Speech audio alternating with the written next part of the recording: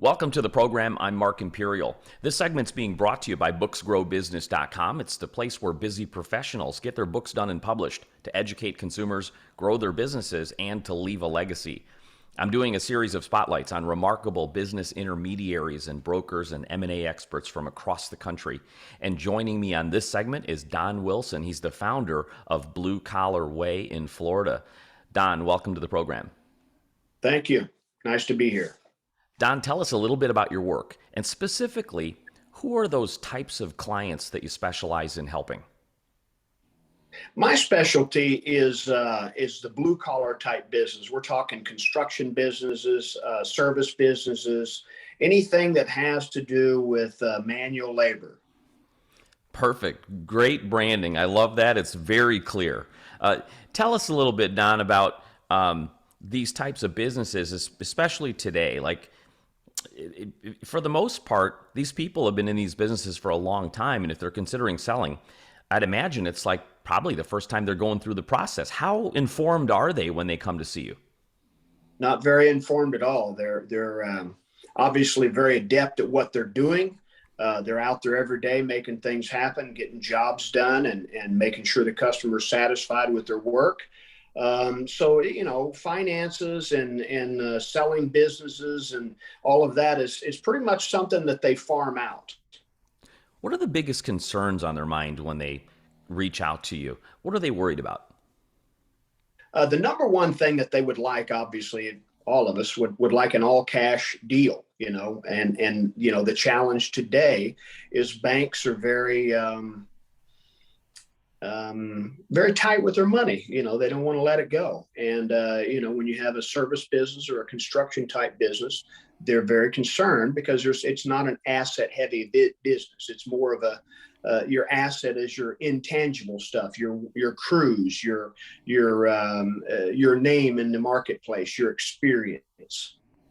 What's your advice to them then, considering that the banks are tight on their money? What's the best way for them to be prepared then to be attractive and be fundable? What I like to do is I like to package their business in such a way as that they're going to carry a substantial portion of the financing of that business, which makes it very attractive. Obviously, we want to get as large of a down payment as possible and make sure that the person that's acquiring the business has some kind of a background in it and some kind of experience, hopefully in that line, in that line of work, or maybe in another line that's very similar. Let's speak about the buyer for a moment. This whole series was inspired by the headlines of the Great Resignation and people wanting to go to their next chapter in their life, and one of the safest ways is by buying an existing business. Have you found in your area that it's inspired a lot more people in the market as buyers to look for businesses to buy? And what has that done with the sellers? Has it motivated anyone that might have been on the fence for selling? Yes and no. From the buyer perspective, there's obviously different kinds of buyers. The ones that I spend most of my time with are going to be the buyers that are actually going to run the business. There are corporate buyers, there's private equity buyers, there's financial buyers, there's a lot of buyers. But with my particular segment of what I'm dealing with is more of the Main Street type of business, where typically somebody that's from the corporate world wants to get out of the corporate world and come into business ownership. And so it's a rude awakening because in the corporate world, they're used to having staff that does, a lot of the work. Whereas in a small business owner wears many hats. So that's one of the number one thing that really wakens them up because they don't really have all that staff there. So, we spoke about and linked to lack of so much knowledge. It's kind of a mystery of the world, buying and selling a business for a lot of folks. People who are passionate about starting the business and doing what it is that they do, they become an expert at it. But when it comes to the economics or the buying and selling, there's not so much information out there. Do you find that sellers have myths or misconceptions that they hold on to when you speak about them, about how to sell a business? What are they hearing? Well, obviously, they're, like I said before, they're so focused on running their business, the day-to-day problems that comes with being a small business owner. So when they look outside of that, they assume that it's kind of like selling a house. You just put it out there and somebody buys it. Well, that's not the case. It's a confidential thing. You can't. A small business is a living, breathing entity, and if you go out and advertise it like you would a regular real estate type deal, you're going to find that you're going to be out of business pretty quick, because most employees, they don't want to be involved in a business sale. So once they understand that your business is for sale, they're gone. And so that's one of the main things that they fail to realize. A small business owner or small business seller is the confidentiality of the sale, the identifying. See, if you took 100 buyers and you said, okay, these 100 people want to buy a business, the numbers state that only 3 to 4 are actually real buyers. So you have to have a system as a broker to go through 100 inquiries to get down to the 3 or 4 that actually can buy that business. Wow, great insight. When a seller is finally considering selling, how far in advance should they start planning? How quickly can you turn it around, or what do they need to prepare? As an example, the reason I think I've had a lot of success here in this line of work is because I was a small businessman first. You with me? And so just a little background, over a 15-year period, I bought, built, and sold 10 businesses. So I've been there, done that. And so from that perspective, my first business, I didn't realize what I was doing. I just had a business, right? And I just wanted to make a little bit of money and maybe at the end of the year show a profit on my tax return. And then the second business was a little bit different, the third business. And finally, about the fourth or fifth business, I realized that when you buy the business, you need to buy it with the end in mind. Okay. So when you buy it, your goal is to acquire it for a certain amount of money, let's say, $500,000, and you want to sell that business. And usually you set a time frame on it. 5 years was my holding period. So if I bought a business, I had a 5-year goal or 5-year game plan, where at the end of that 5 years, I'm going to sell that business for a certain amount. And obviously you want to grow as fast as you're able to grow and turn a profit and not lose customers and lose reputation and all that. So the point is when you have your business, acquire it or build it, always have a goal in mind of what you want it to look like and who your buyer is. Who are you trying to sell to? Great insight. Tell us a little bit more about your inspiration. Is that what inspired you to become a business intermediary? Tell us a little bit of your background and about a little bit of your businesses before, and why did you decide to go all in and become a intermediary and help others? Well, when you're out there in the middle of it, right? When you're what I like to call, you're in the trenches. You're out there every day running your business, dealing with all the issues. Then you hire somebody, you find a broker, and you hire that broker to sell your business.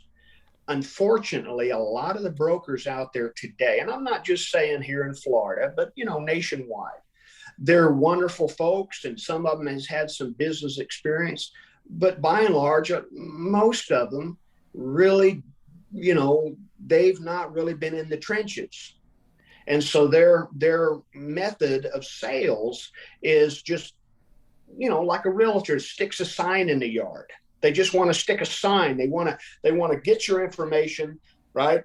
And they want to create a marketing package, something that they already have pre-made up. They just input the data. They put it out there, whether it be, on BizBuySell or one of the websites, one of the internet websites. Years ago, it wasn't like that, but nowadays everything is internet based. So they put the business out there for sale. They take inquiries, right? And unfortunately, most businesses never sell. So if you had 100 businesses that got put on the market, okay, only 20% of those businesses will actually sell. Now think of that for a second. 80% of the small businesses that get put on the market for sale never sell. So what happens to them? They continue to operate until they can't do it anymore. Maybe they pass it down to the kids, right? Maybe they sell it to the employees, which is very rare. Or odds are they just shut it down. I can't tell you how many businesses I've seen that were marketable, good businesses that went out of business just because of the simple fact they couldn't get it sold. What's the biggest cause of that? What's the breakdown? If it's a good business, and if it's is it there not enough buyer interest? Is it not an attractive business? What causes that? I think the main thing is the seller, the guy, the person that's running the business, they're not a sale, they're not in sales. They don't look at it as a sale. They look at it completely differently. So what happens is that business, it could be, and here's the number one thing is it's basically not a business. It's a job, right? So the owner, he gets out of bed every day, right? And he goes out and puts out fires all day long. So by the end of the day, this old boy is worn out, right? Well, who wants to buy that? Right? You can get a job for that and get paid 40, 50, 60, 80,000 a year to solve somebody else's problems. Why pay somebody to have that for yourself?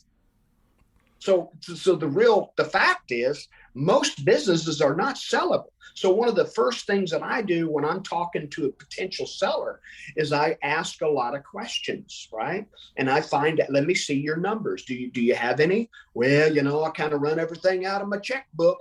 Well, that's not a business. You're not going to be able to sell that. You must have financials. If you do not have financials, there's no possible way to get anybody to buy that business. So it sounds to me like one of the solutions that you described is like, how can you take yourself out of the business so it makes it more attractive to sell? Can you do the numbers without you having to grind all day? And these are the kind of things that you need to prepare ahead of time to make your business attractive. Correct. So as an example, the last business I had, I bought it in 2014 for 400,000. That again, this was my 10th business. So I had been through the process many times. The business had very good books. It had good people in place. It had managers in each department. It had a 20 plus year track record of success. The challenge was the seller, him and his wife, were getting a divorce. And this is the number one business to buy is when there's a divorce involved. Okay. She was the financing. She ran the finances of the business. She did the accounting, and the husband, he did the sales and the management of the construction crews and stuff like that. So when I seen the numbers, I'd already looked at many, you got to look at about 100 businesses to find one that's worthy of your time. So I'd spent a year looking for that business. So when I seen the numbers pop across the screen, I said, holy crap, this is the business for me. You with me? So I acquired it. So I went to my banker and I said, Scott, we had a pretty good relationship. I already borrowed a lot of money from him. I had a good track record. Scott, I got a business here. Here's the numbers. Okay, Don, send me the numbers. So I sent him the numbers. He looked at him. He said, yeah, it looks good. I said, I need 400 grand. And he goes, no problem. So he wrote me a check for 400 grand. I bought that business with no money out of my pocket. Zero. Amazing. I bought it in August of 2014. By December of 2014, I had already cash flowed 400 grand cash. So the business paid for itself in 5 months. Over the next 5 years, I cash flowed approximately 400,000 a year for 5 years. That's $2 million from a zero investment. So I think business ownership is one of the best ways to acquire wealth. I absolutely love that. That gets me excited, and I bet a lot of folks listening right now are pretty excited about it. If Don, if there's folks on the call that are considering selling their business, they've got a service business, a blue collar type business, and they'd love to speak with you, or somebody that's wanting to purchase a business of that type, How can they find you, connect with you, and learn more? Well, most of the businesses that I sell are right here in Southwest Florida, so it's kind of a limited market, in terms of I don't really take nationwide, type businesses. So if anybody is in Southwest Florida, from Tampa Bay all the way down to Naples, Florida, that's my market. And so if anybody's in the market to sell their business, you can get a hold of me at bluecollarway.com is my website. And of course, my office phone number is on the internet. It's 941-882-0236. And it's Don Wilson, Blue Collar Way. Don, this has been terrific. I really appreciate you taking the time and sharing with my audience today. It was great, great information, and I wish you continued success for you and all of your clients. Great, thank you. That was Don Wilson. He's the founder of Blue Collar Way.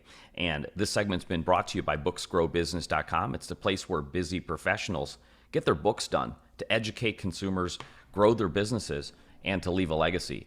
That's all for now. I'm Mark Imperial, and thanks for joining me.